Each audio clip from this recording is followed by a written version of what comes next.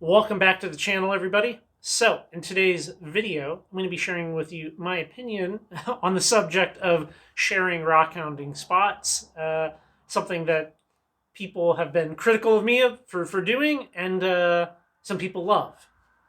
But I want to not just share my opinion with you, I want to share some of the numbers that I've looked at over time and based that opinion on, and present it to you in a way that I think maybe you haven't heard anywhere else before. Now, a little bit of background.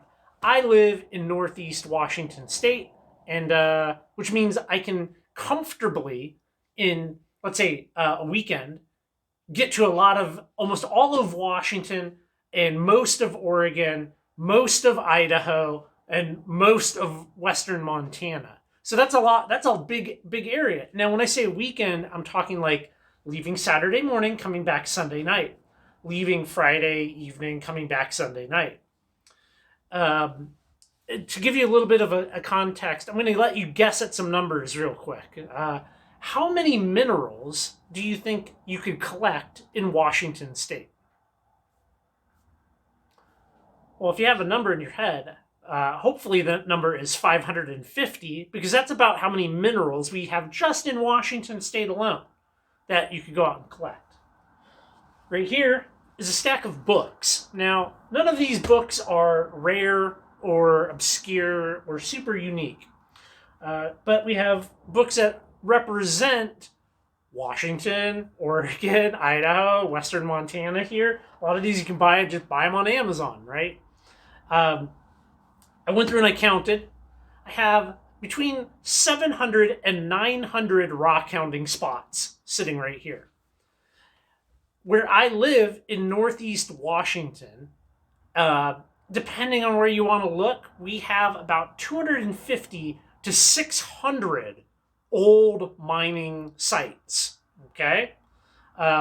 You add in just the interesting geological sites in Washington, you have about 300 really interesting geological places that I could share here on the channel. And, if we take just the high end of that, right? That's 1,800 places. So if we went to one spot a weekend, that's 34 years of videos, okay? Now, I didn't even include USGS information, private lands that it could be invited to, mining claims, kind of long forgotten spots. Like if you look at old papers and stuff, you can find mineral deposits that were mentioned in like land surveys from 115 years ago, stuff like that.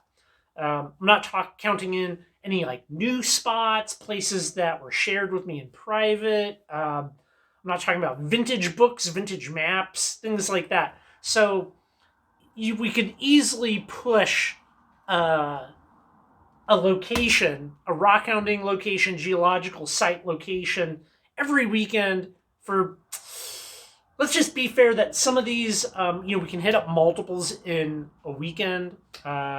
So easily 15 years, 20 years of weekend trips planned right here. And this isn't even all of the books that I have access to, all of the information I have access to. And that's also assuming that I live in this spot forever, and we don't move to a different place, right? So based on that, based on being able to go to a new spot every single weekend for minimum 2 decades, that's why I share the spots. There's so many places to go. And that's also not counting us going to the same spot annually or twice a year, stuff like that. So really, there's an almost infinite amount of places to go explore, rockhound, look at old mines, interesting geology, and that's what we do here on this channel. So that's why I share where I'm going. There's just an almost infinite supply of stuff to go to. And I think I'm just going to leave it there. I think some of those numbers will be surprising to some of you, and maybe for others, you kind of already had an idea. But as always, thank you so much for stopping by the channel, watching the content, hitting the thumbs up button. It really helps to promote the content here on YouTube And hey, as always, I will catch you on the next video.